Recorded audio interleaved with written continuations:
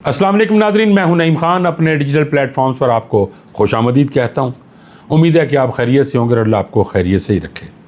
Video में आगे बढ़ने से पहले आपसे इल्तमास है कि हमारे चैनल को सब्सक्राइब करना मत भूलिएगा और बेल आइकन को प्रेस कर दीजिएगा। वीडियो अच्छी लगे तो लाइक और शेयर ज़रूर कीजिएगा। बिलाखिर वही हुआ जिसकी पेशगोई मैं 3 माह पहले से करता आ रहा हूँ। ट्रंप को ईरानी जो नाकाबंदी है वो ख़त्म करना पड़ी। बहुत ही ज़्यादा ताले आजमाई के बाद भी, ताकत आजमाने के बाद भी अमेरिका को पीछे हटना पड़ा। नाकाबंदी ख़त्म करने का ऐलान करने के साथ ही उन्होंने कहा कि मैं सिचुएशन रूम में जाकर फ़ैसला करूंगा कि ईरान के साथ अब क्या करना है। लेकिन हजीमत और शर्मिंदगी के अलावा उन्हें कुछ नहीं मिला, चूँकि जो उनके अमेरिकन हैं वो ही सेटिस्फाइड नहीं हैं। और फिर आखिर सिचुएशन रूम में जाकर 2 घंटे बहस करने के बाद आखिर नाकाम वापस आए और कोई फ़ैसला ना हो सका। ट्रंप ये जान चुके हैं कि अगर मैं कोई भी फ़ैसला लूँगा तो उसमें मुझे ही शर्मिंदगी और नदामत उठानी पड़ेगी। इसलिए तो वो यानी ट्रंप साहब फ़ैसला लेने से डरते हैं। अभी न्यूयॉर्क टाइम्स की ख़बर एक मेरी नज़र से गुज़री। मुझे तो वो उस ख़बर के बाद ट्रंप की हालत पर बहुत तरस आया। न्यूयॉर्क टाइम्स का कहना है कि ईरान के मामले पर सदर ट्रंप की क़यादत में वाइट हाउस सिचुएशन रूम में 2 घंटे तक अहम इजलास जारी रहा।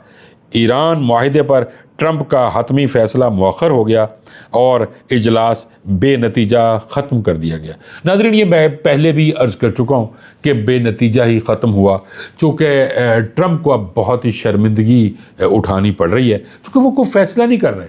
अगर वो ये चाहते हैं ना कि हम दोबारा हमला करें, तो अमरीकी अफवाज कह रही है कि जी हम दोबारा हमला करने के काबिल ही नहीं है। वो मैं आगे जाकर आपको डिटेल में बताता हूँ कि उनके पास असले की सूरत हाल, उनके ज़खायर की सूरत हाल क्या है। इजलास में फ़ैसला क्या करना है नाज़रीन?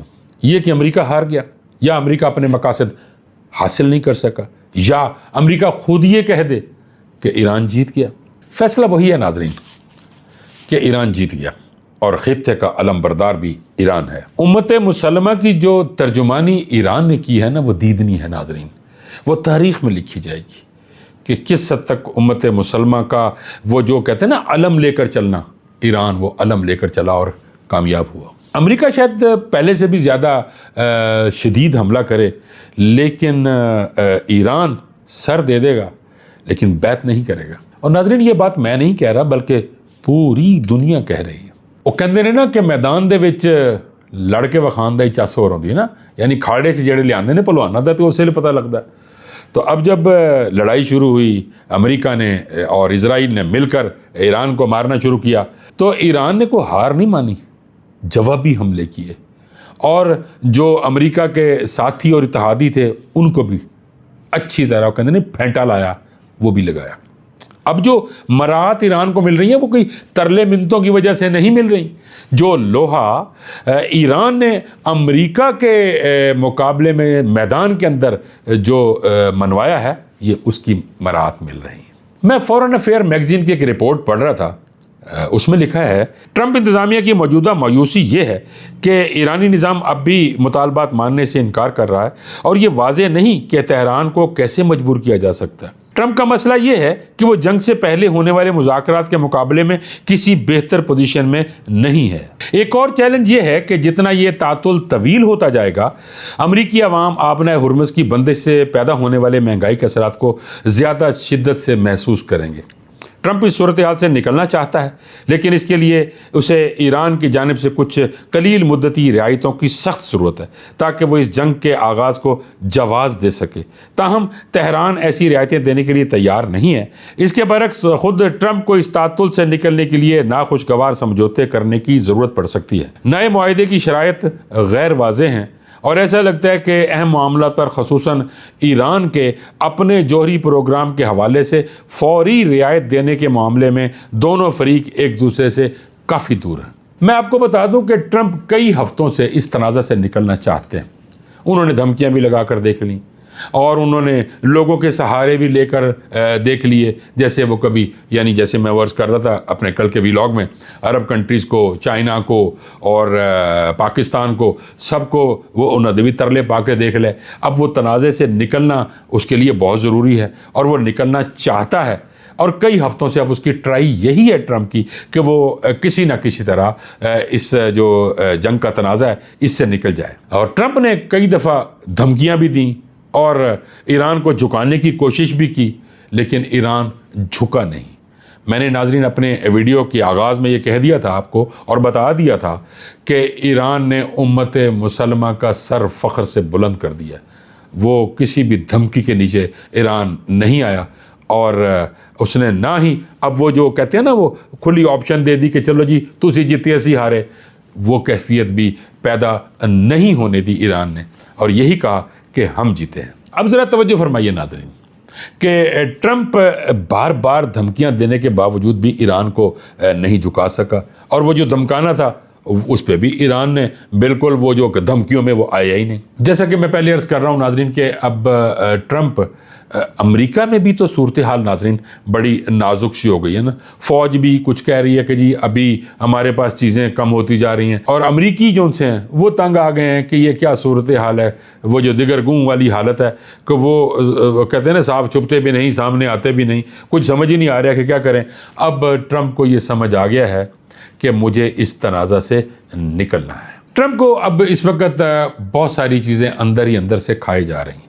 جیسا کہ میں نے پہلے عرض کیا تھا کہ امریکی افواج نے کہہ دیا کہ ہمارے پاس جو جوہری ہتھیار ہیں، ان کے جو نظام ہے، اس کے جو ذخائر ہیں وہ کم ہوتے جا رہے ہیں. اب ناظرین میں آپ کو وہ ذخائر کے جو ٹوٹل ہے وہ بتاتا ہوں، اور یہ اگر دوبارہ بنانا شروع کریں تو یہ کب تک مکمل ہوں گے وہ میں آپ کے سامنے پیش کرتا ہوں. ناظرین یہ رپورٹ پیش کرنے سے پہلے میں آپ کو یہ بتاتا چلوں کہ امریکی افواج ٹرمپ کو یہ کہتے جا رہی ہیں کہ اگر ہم نے دوبارہ حملہ کیا تو ایران ریٹیلیٹ کرے گا، یعنی ایران دوبارہ ہم پر بھی حملہ کرے گا، تو اس وقت سچویشن ہمارے لیے خراب ہو جائے گی، اس لیے کہ ہمارے پاس جو دفاعی ہتھیار ہیں وہ بالکل کم ہوتے جا رہے ہیں. اسی حوالے سے جو میں بات کرنا چاہتا ہوں ناظرین، اس میں strategic and international studies centre کی رپورٹ کو آپ کے سامنے پیش کرتا ہوں کہ امریکہ 3 اہم ہتھیاروں کے نظام کے ذخائر کی بحالی کے لیے جو بڑی حد تک ایران جنگ میں استعمال ہوئے ہیں، کم از کم اگر ان کو دوبارہ بنایا جائے تو ان کو دوبارہ بنانے میں 3 سال کا عرصہ درکار ہے.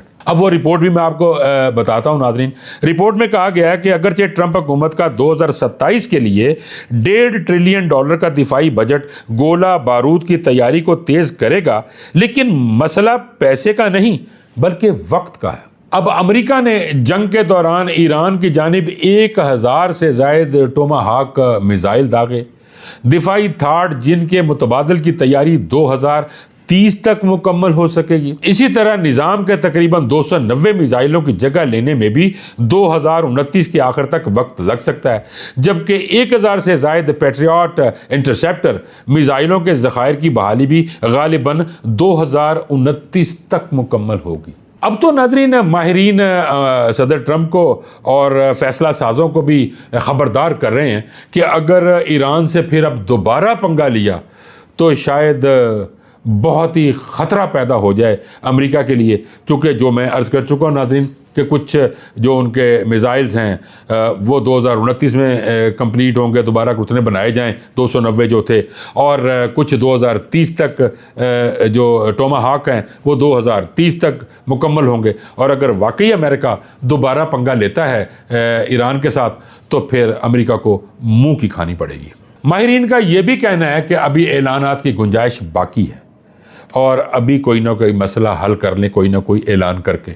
بعد میں ایسا نہ ہو کہ نہ ہی کوئی اعلان بچے اور نہ ہی کوئی بیان کرنے کے لیے بات بچے. اب ناظرین آتے ہیں اپنے پیارے وطن پاکستان کی جانب. گلگت بلتستان کا الیکشن بڑے زوروں پر ہے. یہاں تو صورتحال یہ ہے کہ تمام سیاسی پارٹیاں سر دھڑ کا زور لگا رہی ہیں.